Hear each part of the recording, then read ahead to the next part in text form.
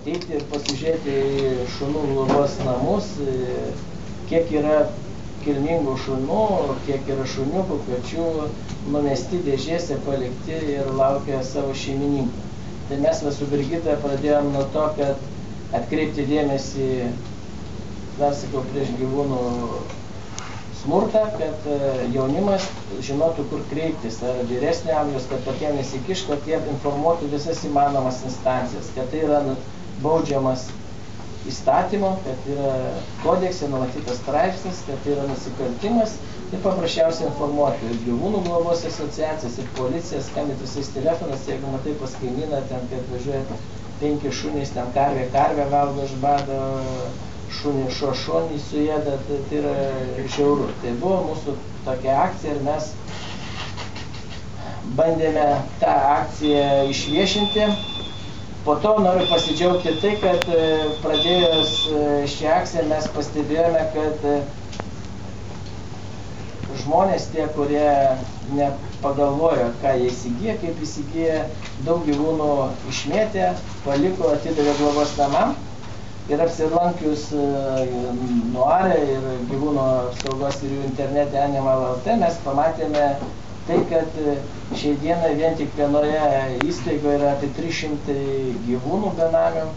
Ir aš kreipiuosi visus ir prašiau, kad yra galimybė, kad gal mokytojai ir edukacinės programas surengtų tiem vaikučiam, parodytų, kaip ten tie gyvūnai gyvena, kokioje aplinkoje. Ir pamatėme tai, kad ta tendencija palikti gyvūną yra didesnė mada negu įsigyti.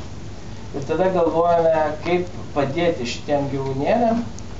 Ir tada noriu pasidžiaugti to, kad į šitą mūsų visą projektą jau 2 organizacijų pasijungė Tautvydas Barštys su Kauno grūdų kompanija, kuri gamina šunų ėdalą ir kačių ėdalą.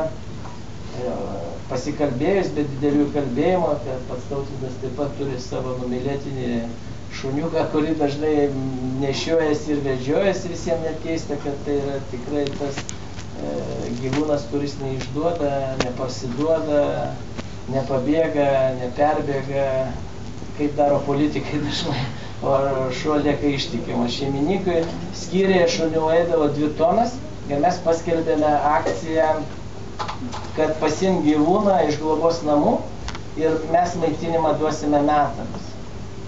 Ir aš kažkaip tai, norėdamas tą akciją su Tautvydu pasikalbėdami, norėjome nepalikti žmonėms atsikalbėjimo, kad aš labai myliu gyvūnus, bet labai brangu ir aš negaliu jo išlaikyti. Ir aš pilnai suprantu, kad žmonės šiai dieną išgyvena ne pačius geriausius laikus ir tų gyvūnų atsisakymas, jeigu nusipirki dogą arba vilkinį, tai yra reikalauja kilogramo arba 1,5 kilogramo maisto į dieną, vien tik iš kitų sumetimų, dėl to, kad jis brangiai kainuoja, atidavė į globos namų. Tai mes prieš tą eutanaziją, prieš užmygdymą, ne tik, kad duoti šunį maisto globos namam, tą šunį pamaitino 2-3 mėnesiams ilgiau, bet vis tiek likimas yra tas pats, kad į galų gale vis tiek jį užmygdė.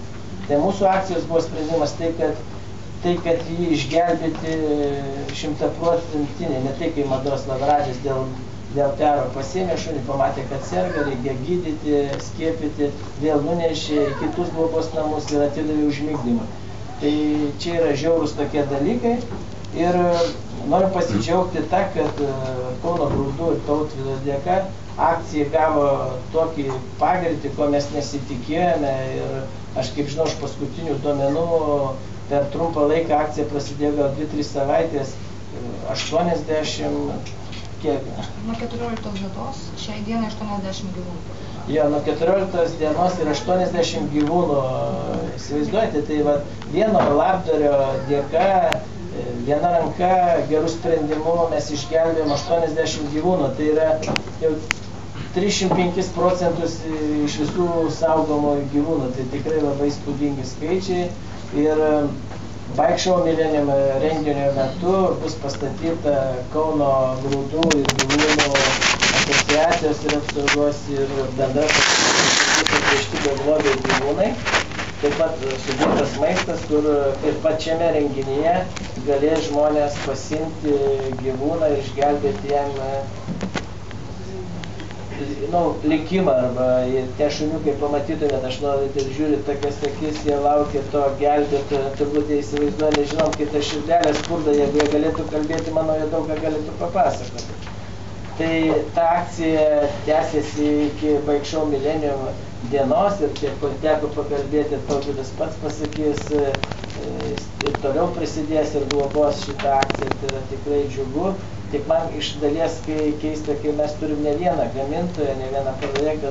Ta akcija, kaip aš užkrečiau su vaikų namų labdara, norėčiau užkrėsti ir su gyvūnų apsauga, kad visi prisidėtų kiek gali.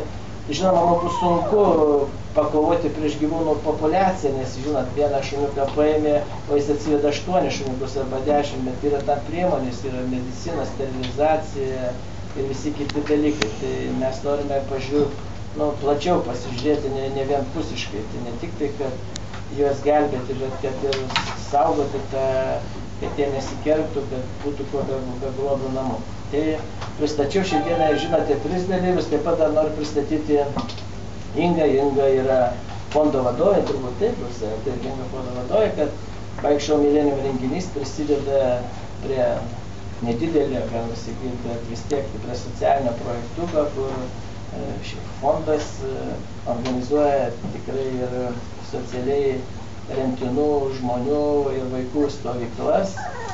Ir mes prisidedam tai, kad jie organizuoja stovyklą ir mes kviečiame ir vadovus, ir visą stovyklą į mūsų renginį nemokamai, kad galėtų pamatyti tie vaikai, kurie man žinot nuo vaikų namų, nes aš buvau pasirinkęs pačius sudėtingiausius, griežčiausius vaikų namus, kur nėra rankenų duryse, languose, kur yra viena koja, jau galima sakyti, kalėjime. Todėl matosi, kad tiem vaikam taip pat trūksta šilumos, trūksta adaptacijos ir integracijos. Ir aš pilnai suprantu, kada jis gyvena globos namuose ir jis gauna šiokią tokią pašalpėlę, kuris ateina su nutrintais, nuskaltais drabužėliais ir šalia sėdi runtulis, lepūnėlis, kleckas su iPhone telefono 2 klasėje ir panašiai. Aš pilnai tikiu, kad jis pyksta, natūraliai pyksta, jis nesupranta, kodėl jis gali, o aš negaliu. Todėl jis būna piktas, atimti, skriausti. Ir ta agresija, kaip matote, vaikas šiandieną jisai dubasina tą šuniuką, rytoj jis bromai su beisbolo lazda pasitiks kiekvieną mūsų.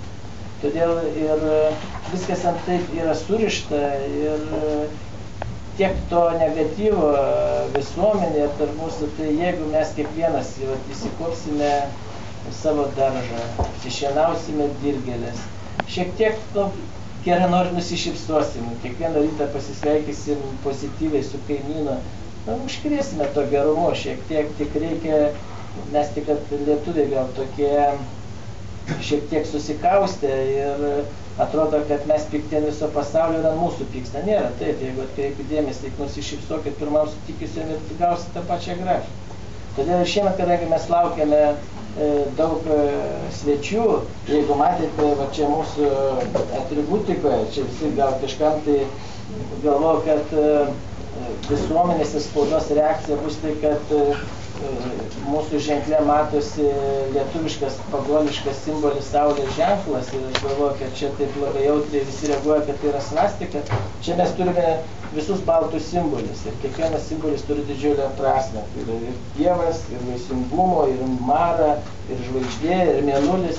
Mes turime pagonybės, iš kur iš tikrųjų mes esam kilę, kokios turim papročius, tai yra mūsų visi tie tikrieji simboliai, kad mes dievinam kūną, saulę, rasą, lietų ir po to tik viską sunaikinom, užbrėžėm, tipo bijom, įsižadėjom ir yra toks įsireiškimas, gal ir tą pačią svastiką susijęs su nacija, su Hitleriu, kuris irgi pasisavino, bet dažnai mes be kaltės padarom kaltą, tai ir pats tas simbolis sulaukia tokį ženklą ar prietarą kažkokį keistą, bet tikrai nebėkime nuo savo kaip dar kartą gražių papročių, gražios istorijos, gražios nuotaikos.